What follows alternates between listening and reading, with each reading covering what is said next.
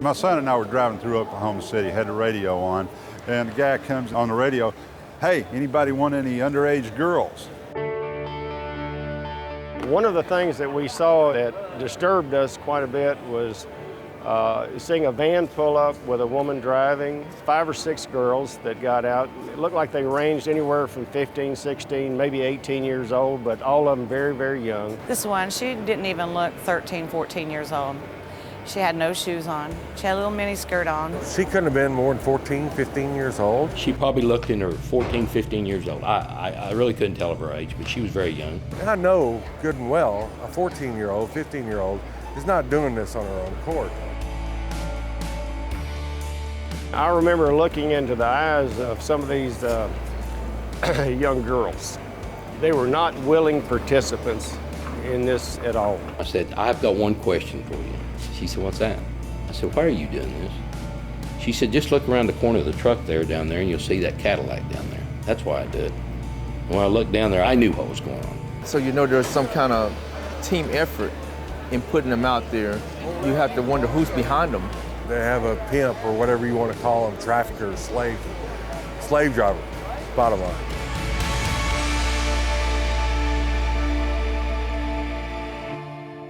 Sex trafficking is a form of modern-day slavery. It's when traffickers are using force, fraud, or coercion to compel an individual to engage in commercial sex. It also involves anyone who's under the age of 18 is considered a victim of sex trafficking, regardless of the use of force, fraud, or coercion. And this is an issue that affects all populations of victims: men, women, children, foreign nationals. It's really important that we understand that. Human trafficking is a local crime that is happening to your neighbor's child. It is a crime that is happening in your city. It is a crime that could happen to your child. It makes me feel very uncomfortable because you know what? That could be my daughter. To realize that this is going on is disturbing. That's, for a lack of a better word, it just disturbs me. It hurt me. Nobody wakes up and says, "Gosh, I'd really like to sell myself on the streets today." That is something that is being directed by the victimizer, by the trafficker. And these kids find themselves in a situation they literally cannot get out of. This needs to be stopped, and these young girls ought to have an opportunity to have a life. Their life is being robbed and taken away from them at such an early age.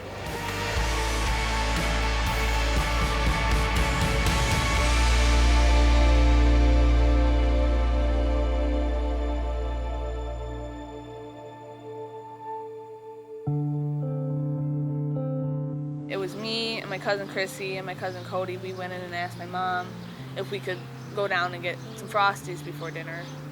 And she said, yeah.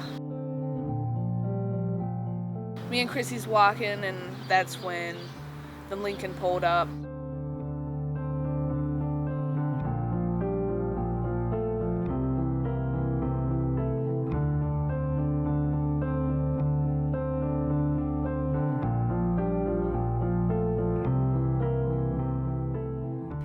Human trafficking is the exploitation of human beings for either the purposes of commercial sex or forced labor, and the trafficker uses force, fraud, or coercion to actually make money off of that person's back.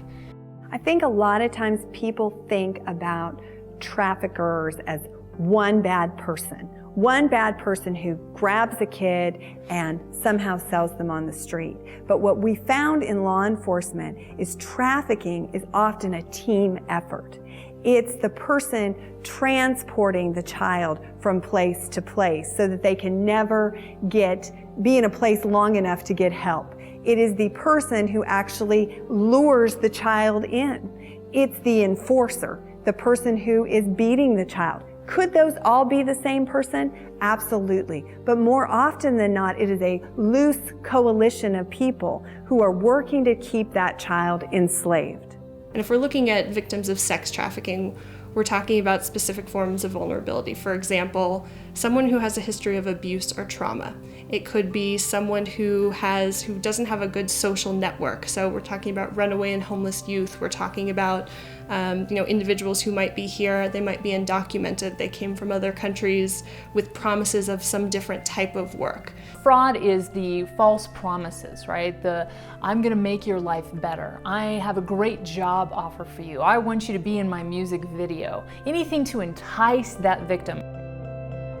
We ended up going to his house, and that's when it pretty much hit us like a ton of bricks, because he wasn't nonchalant about it or anything. He just shut the door, locked it, and said that we're not leaving. And he sent Chrissy upstairs with one of the girls and me downstairs in the basement. What the girl that I went downstairs told me, is that I was gonna do what Derek told me to do, which they call daddy. We're talking about that trafficker playing the boyfriend role, right? Or the daddy role. I love you. I'm going to take care of you. I'm going to make your dreams come true. It's not about a single type of person, but rather vulnerabilities that traffickers know how to exploit. They're very savvy, they're smart business people, and they know exactly what to be looking for. This is old-fashioned greed. And where you can only sell a drug one time, you can sell a girl or a boy or a man or a woman over and over and over again. We would have to have sex with men for money, and we have no say about it. And they already said from the beginning that if I did anything stupid, then Chrissy would be the one that would pay for it. She was my best friend, and I didn't want nothing to happen to her. When we talk about coercion, we're talking about the psychological abuses. If you don't do this, I'm gonna kill your little brother. If you don't do this, I know where your dad lives. I'm gonna kill your dad. If you don't do this, I'm gonna kill you.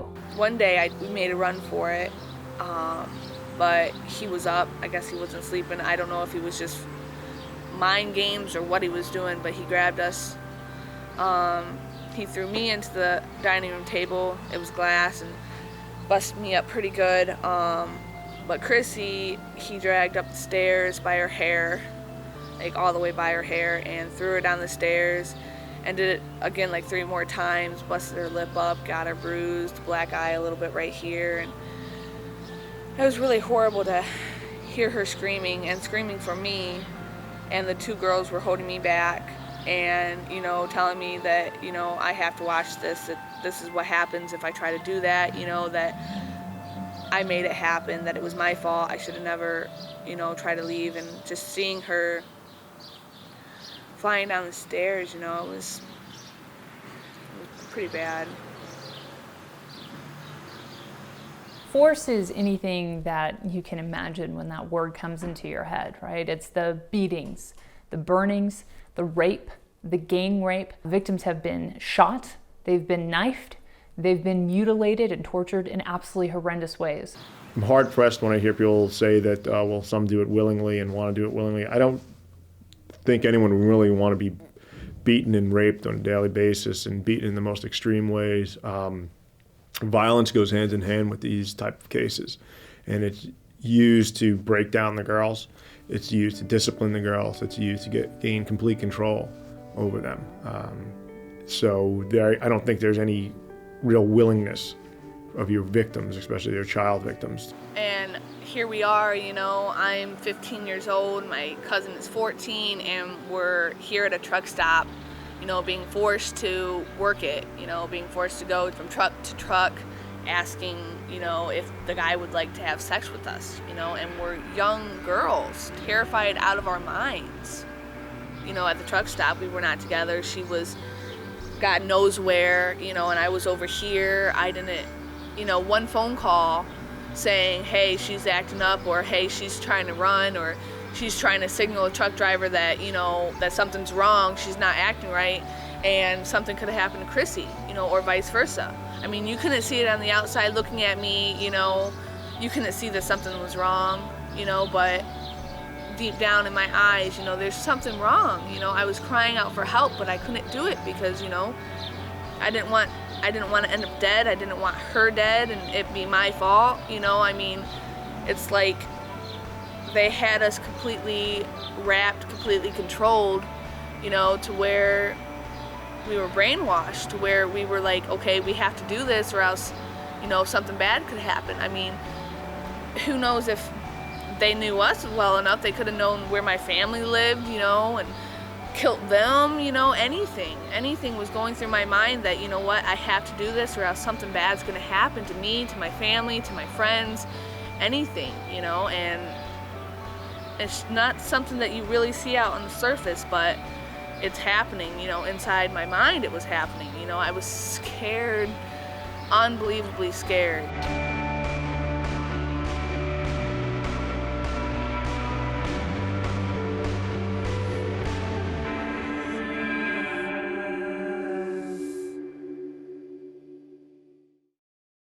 The trucking industry is in a unique position because they actually will be in locations that pimps will bring in their victims to be prostituted out. They're very transient. They move around a lot. So do your girls. Your victims are being moved constantly, whether it's through planes or cars that they'll just drive, or bus tickets, or through trucks. Any way that they can get to their money, that's how they're going to get there. Truckers Against Trafficking is a grassroots organization. It comes alongside the trucking industry, recognizing that they're the eyes and ears of our nation's highways. They're in places that most people aren't, and that they can recognize potential victims of human trafficking more than the rest of us. And so we equip them with tools that they can recognize, identify potential human trafficking victims, and then a number to call, so that when they see human trafficking situations, they can report those and hopefully get the victims recovered and perpetrators arrested.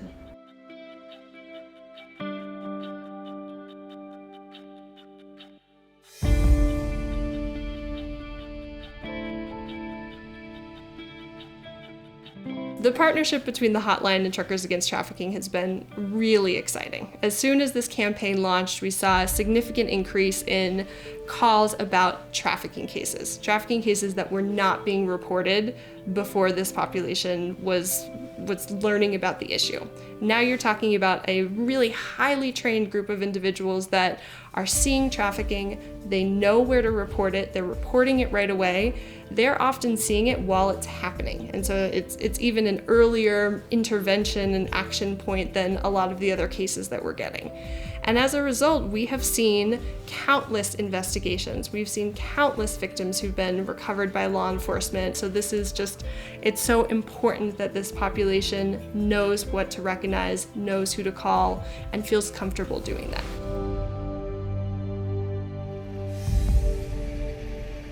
So signs to look for. The most important one is if you ever see a minor selling commercial sex.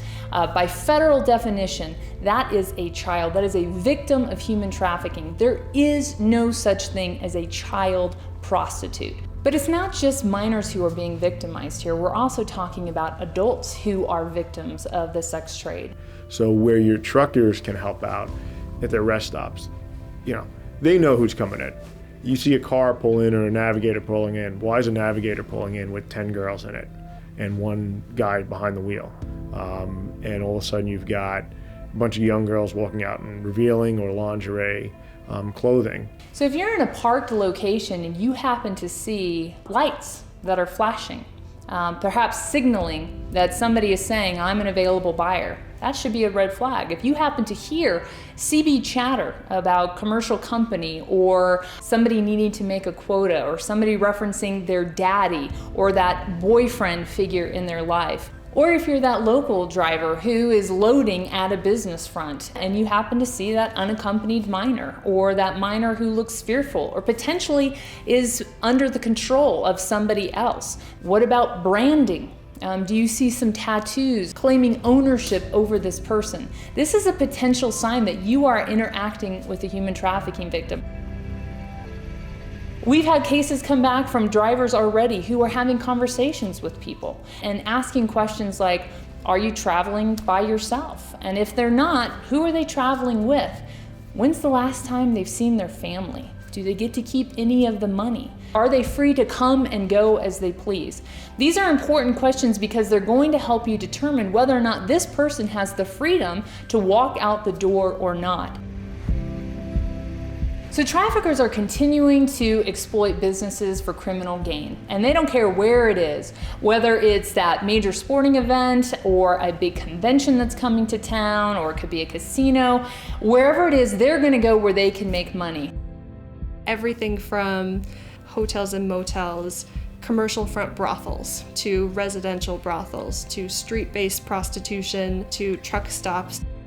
Those are locations that potentially those spaces could be exploited by traffickers. If you're in a bus terminal, this is a place where potential victims could be recruited out of. The more you look, the more you'll find. So what should you do in these situations? Well, first and foremost, make the call. We need you. We need the person who has identified the tip to first make the call. Call the hotline, 888-373-7888. It's always details, details, details is what helps us. Simple things that you can note. What's the vehicle? The color of the vehicle, the make of the vehicle, description of any of the occupants, the girls, how many, race, possible age that you think it may not be. If you can get a license plate, what state, what the plate is, that's fantastic. If you can get a description of who's driving it, who's in control of it. If you can take pictures say 1,000 words. And if you have a camera or an iPhone, whatever it might be, that's a fantastic piece of evidence and piece of information that we can use. And if you are in a location that has a general manager, go in then and tell the general manager. They need to know what's going on their property, wherever you are, wherever you're parked. You know, it's getting involved that much. We're not saying go out there and grab the girls and try and drive away with them. Now, don't try and rescue them on your own, but even the smallest kind of little details that you guys have that can provide us with would help, and have helped to recover girls.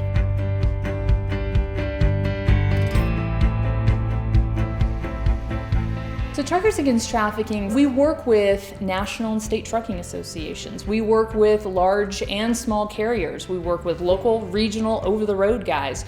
We work with the truck stop and travel plaza community. We work with the trucking schools. So the more you have transportation industries that are committed to this issue and really thinking about creative ways to help, the better we're going to be able to facilitate that connection from moving someone out of a trafficking situation.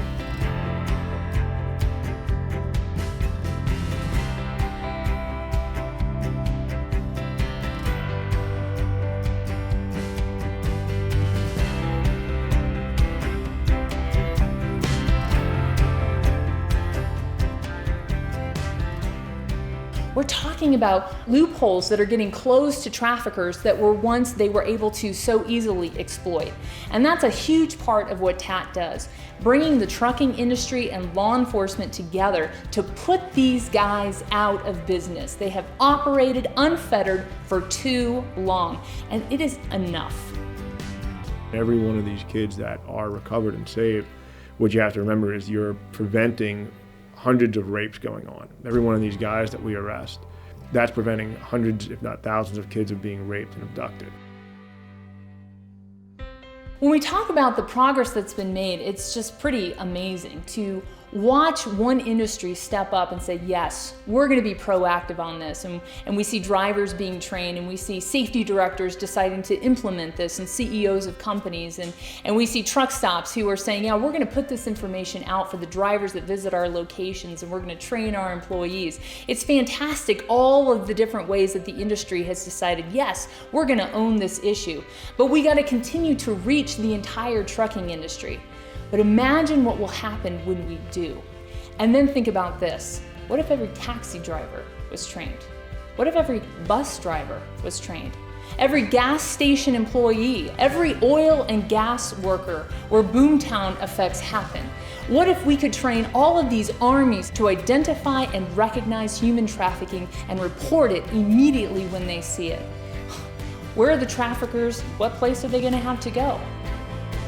Trucking has got this started, and that's why I say when we talk about who's driving change in this area, we have to talk about the trucking industry.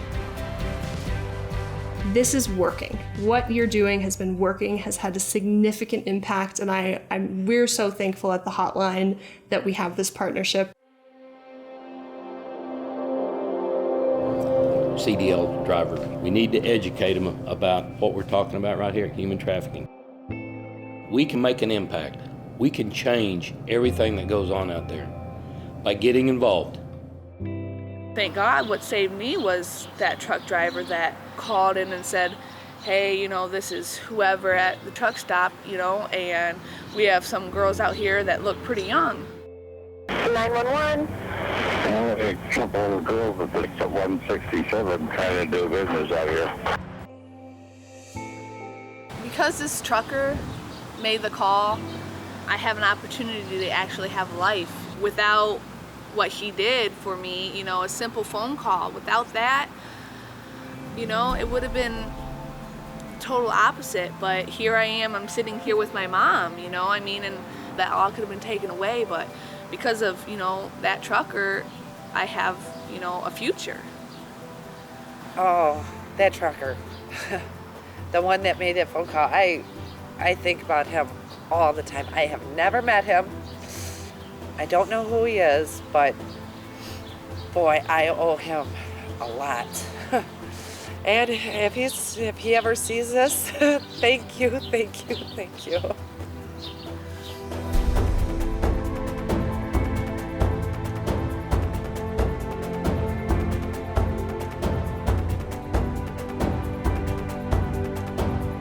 Get on your cell phone. I mean, you know, get the TAT card, get the hotline number, call, and if it's someone in trouble, and the cops will show up, it's going to give them a chance to come clean with what's going on, maybe get out of the situation that they're in. So, you know, call the hotline, go inside, tell the management of the truck stop. I think it has to stop, and I think it's going to take us drivers stopping it and reporting what we're seeing and taking action instead of shutting our curtains and hoping it goes away. I am a team truck driver with my husband, Bob. I've been a 16-year veteran of over-the-road truck driving. I've been driving for 26 years. And I am a trucker against trafficking. And I'm a trucker against trafficking. I'm a trucker against trafficking. I am a trucker against trafficking. My name is Andre, and I'm a trucker against trafficking. And I am a trucker against trafficking.